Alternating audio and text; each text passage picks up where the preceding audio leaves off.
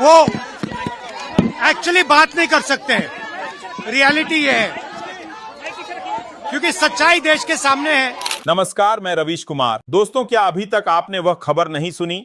राहुल गांधी और प्रियंका गांधी समेत सभी विपक्षी पार्टियों के नेताओं को हिरासत में ले लिया गया है। विपक्षी पार्टियां वोट चोरी के मामले को लेकर चुनाव आयोग से बात करने के लिए उनके दफ्तर में जाना चाहते थे, लेकिन इसी बीच बहुत भारी बवाल हो गया। दोस्तों, आज दिल्ली की सड़क में जबरदस्त हंगामा, हाई वोल्टेज ड्रामा तब देखने को मिला जब पुलिस और राहुल गांधी समेत कांग्रेस पार्टी सहित विपक्ष के सांसदों की पुलिस से नोकझोंक हो गई।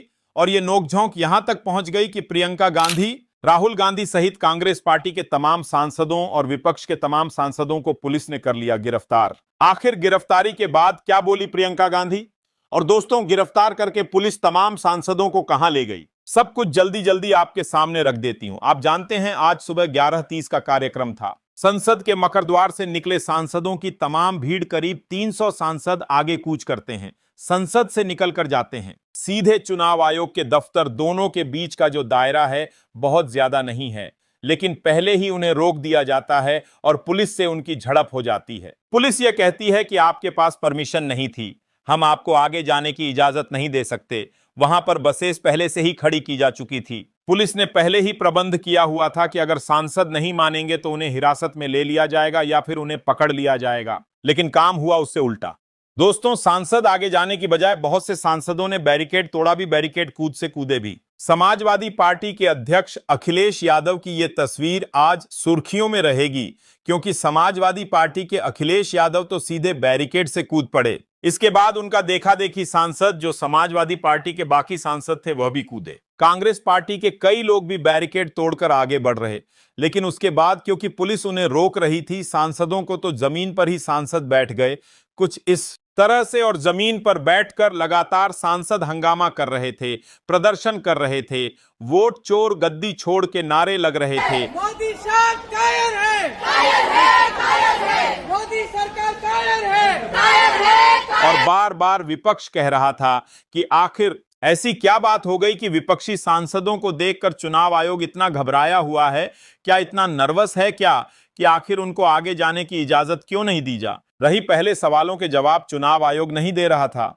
और अब चुनाव आयोग तक जाना भी मुश्किल हो गया है, जिसके बाद पुलिस ने काफी मान मनोबल की और सांसद नहीं माने, उठे भी नहीं सड़क से, तो पुलिस ने सभी को गिरफ्तार कर लिया। दोस्तों, आप देखिए, बस के अंदर राहुल गांधी मौजूद हैं, उनके बगल में संजय राउत मौजूद है, समाजवादी पार्टी के सांसद मौजूद हैं, प्रियंका गांधी भी इसी बस में मौजूद हैं। लगातार बस के अंदर भी हंगामा हो रहा है, सांसद लगातार विरोध कर रहे हैं पुलिस का कि आखिर उनको क्यों रोका जा रहा है। इसी बस से राहुल गांधी ने मीडिया से भी बात की और राहुल गांधी ने कहा कि दरअसल चुनाव आयोग बात ही नहीं कर सकता, बात करेगा तो क्या करेगा, क्योंकि इनकी चोरी पकड़ी गई है। एक और बात जो राहुल गांधी ने बद से बोली वह यह कि यह जो लड़ाई है, यह लड़ाई संविधान बचाने की है। हम वोट चोरी का मुद्दा इसीलिए उठा रहे हैं क्योंकि वोट चोरी मतलब संविधान में सबसे बड़ा हमला, और यह हम होने नहीं देंगे। मतलब राहुल गांधी ने इसको अपने संविधान वाला जो पूरा एजेंडा है उससे जोड़ दिया है। वहीं प्रियंका गांधी ने भी बस में बैठकर जब उनको गिरफ्तार किया गया, उनको ले जाया जा रहा था, तब पुलिस पर वो आक्रामक हुई और पुलिस के साथ साथ सरकार को भी उन्होंने आड़े हाथों लिया और कहा कि ये पूरी की पूरी सरकार कायर सरकार है,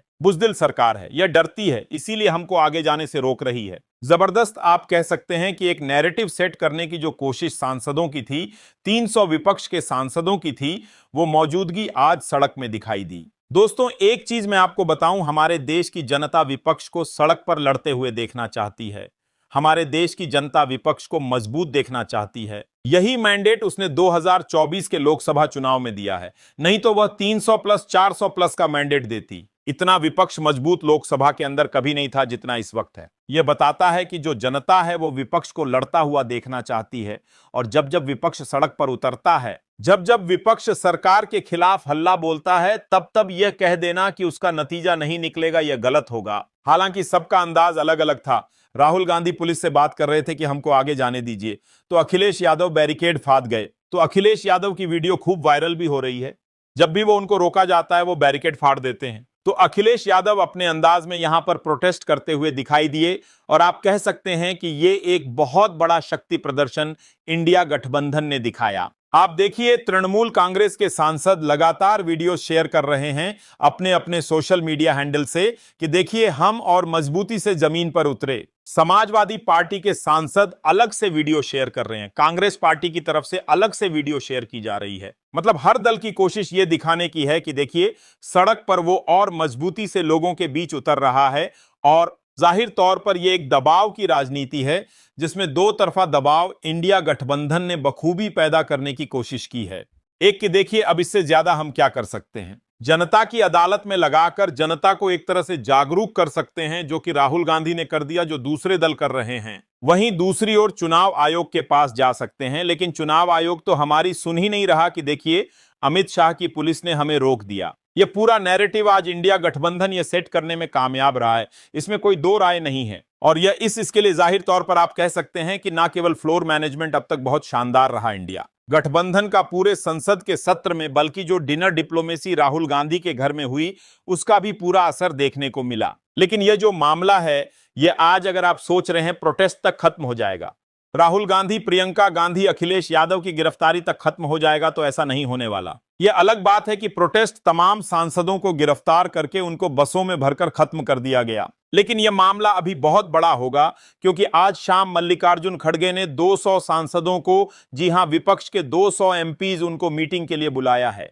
यह मीटिंग ताज में रखी गई है और उसके बाद उससे पहले दरअसल कांग्रेस पार्टी के अपने पदाधिकारियों के साथ मीटिंग करने वाले हैं खड़गे, और शाम को खड़गे एक बड़ा डिनर इंडिया गठबंधन के तमाम साथियों को होस्ट करने वाले हैं। आप कह सकते हैं कि एक बहुत बड़ी तैयारी के साथ अब कांग्रेस पार्टी यहां पर मुख्य विपक्षी दल की भूमिका भी अपनाते हुए दिख रही है। और राहुल गांधी जिस तेवर में, उनके सांसद जिस तेवर में दिखाई दिए, यह बताता है कि बड़े नेता जब सड़क पर उतरते हैं तो तमाम सांसदों को, तमाम नेताओं को एक मौका मिलता है सड़क पर उतरकर संघर्ष करने का। और यही देश की राजनीति की आत्मा रही है दोस्तों। जब जब विपक्ष सड़क पर उतरा है तब तक सरकार पर वह दबाव बनाने में कामयाब रहा है। कुछ तस्वीरें देखिए प्रोटेस्ट की, जब अखिलेश यादव, राहुल गांधी और प्रियंका गांधी को बस से उठाकर ले जाया जा रहा था और उन्हें गिरफ्तार किया गया। दोस्तों अब जरा सोचिए, ये पूरा हंगामा, ये गिरफ्तारी, ये सड़क पर उतरे बड़े बड़े नेता, ये नारे, क्या ये सब महज एक दिन की बात है या फिर ये उस बड़े तूफान की पहली गूंज है जो आने वाले दिनों में और भी तेज होने वाला है? क्योंकि राजनीति में जब विपक्ष इस तरह एकजुट होकर सड़क पर उतरता है तो इसका मतलब साफ है, मामला सिर्फ संसद की चार दीवारी तक सीमित नहीं रहेगा, यह सीधा जनता के दरवाजे तक पहुंचेगा। और यही हो रहा है। राहुल गांधी, प्रियंका गांधी, अखिलेश यादव, संजय राउत, तृणमूल के सांसद, ये सब सिर्फ पुलिस की बस में कैद होकर चुप नहीं बैठने वाले। इनके तेवर देखिए, गिरफ्तार होने के बाद भी बस के अंदर नारेबाजी, मीडिया से बात, सोशल मीडिया पर लाइव वीडियो, लगातार ट्वीट्स। मतलब विपक्ष ने आज ये मैसेज साफ दे दिया है कि अगर सरकार और चुनाव आयोग उन्हें रोकेंगे तो वो वहीं से अपनी आवाज और तेज कर देंगे। और प्रियंका गांधी का वो बयान, ये कायर सरकार है, बुजदिल सरकार है।